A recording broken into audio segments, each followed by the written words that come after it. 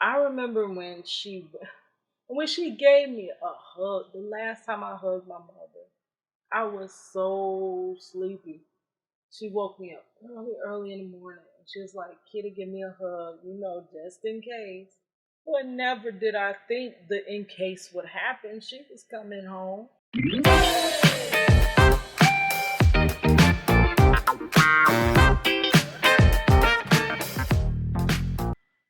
So I always loved music. And one day I was going to a Ice Cube concert. Oh, finally Ice Cube comes to Orlando. And it was my birthday. My mother had said she was going to buy me the Ice Cube tickets and everything was good. We were going out to eat and I was like, "Let me stop by, the super center so that I could, you know, I wanted some contact solution because they only sell, they call it gas permeable contact solution. And like a lot of places stop selling it because not too many people use it. It's getting really hard for me to even find it. It's expensive as heck. But what it is it's like a contact solution that forms like a little booger. It feels like booger consistency. And it kind of cushions itself on your eye so that the contact doesn't hurt so much. So you have to soak the contacts in these little stuff to put the little booger there so it doesn't hurt.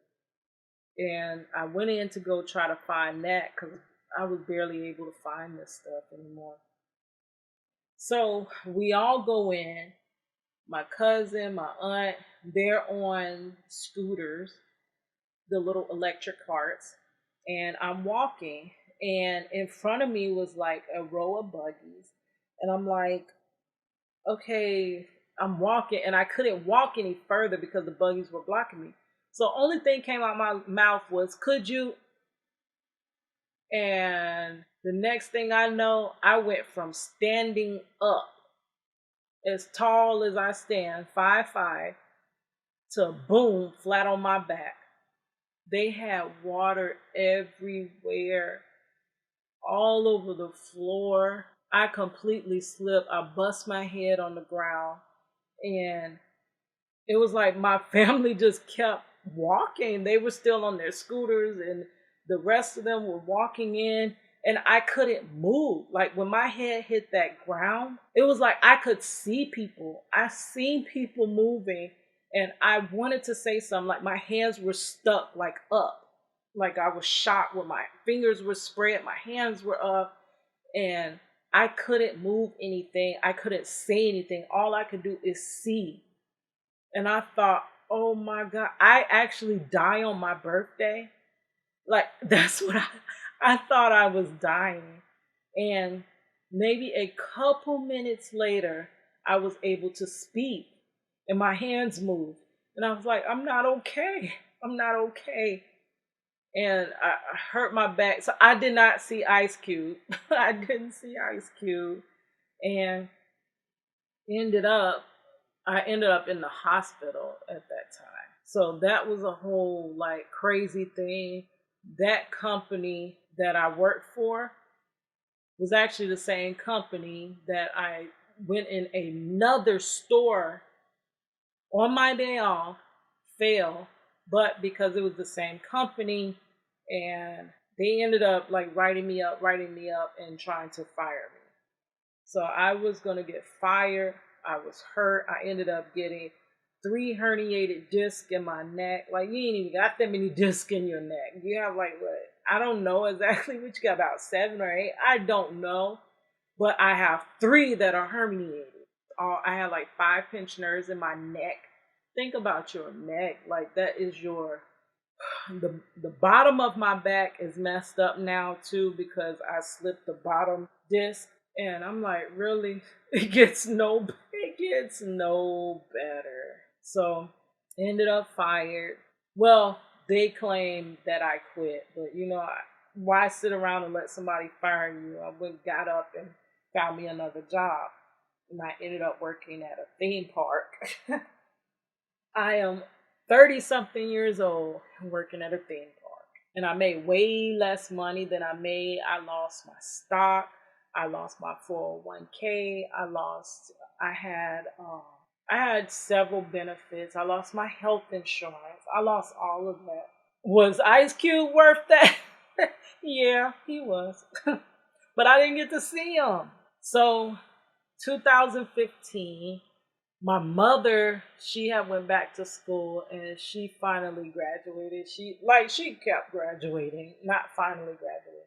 This was her third time graduating. This time it was with her master's, and she was just so excited. Everybody was excited for her, and it was just so much she was ready to do. Her dream was to be a professor, and her other dream was to get a franchise of Chick-fil-A. She wanted a Chick-fil-A for all her daughters to be able to work at so that they would never be out of a job. And that was her dream. That was her only dream after all that schooling. She graduated at age 53. She graduated. And we get to 2016. 2016, the beginning of the year, I went back to school, and I do have that in another story time how I ended up going back to school. And I finally went back to school, and it was like all that other stuff I tried to do, the hair school, the rapping, the stripping, stripping and everything. Finally, I think this was the first time that I made my mama proud. Like, she was so happy to talk to me about homework and stuff. And she was like, Keita, I understand you, but as long as you did the best on your test you could do, then you're good. And it was crazy. And I remember when the first semester was ending, and I thought I had failed my final. And she was like, Keita, it's okay. And I was like, no, mom, it's not okay, and this and that. And I remember I had signed up for summer classes, and they had dropped me out of summer classes. And I was like, mom, everything's not going right, and this is crazy. I can't do school and this and that. And it was like I wanted to tell her all the things that were going on.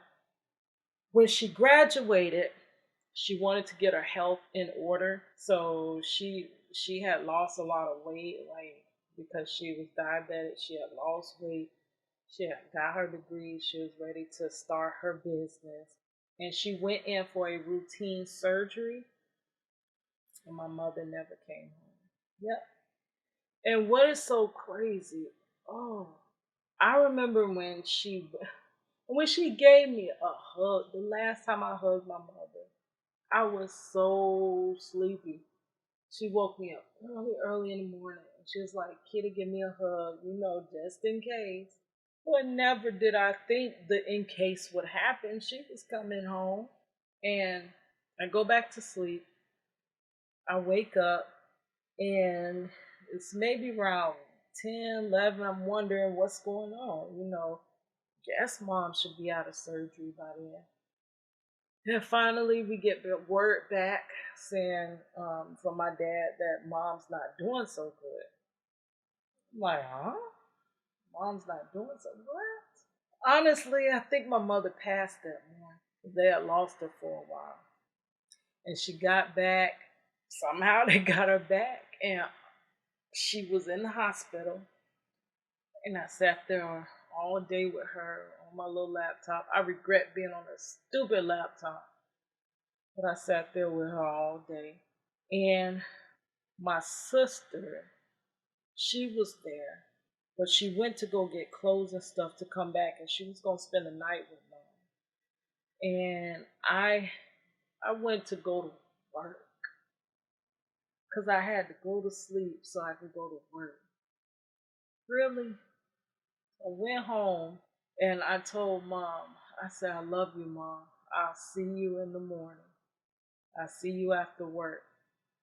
And her last words to me was, I love you, Keita. Thank you for coming, and get home safe. If you knew those were your last words, if I knew that was my last hug. She probably wouldn't even made it to that freaking surgery. That's not how you hug your mama for the last time. That's not how you say bye for the last time. But that's how I had to say bye and hug her. I love you, Mom. I'll see you later. 2016 at age 53. Crazy. It's a good count that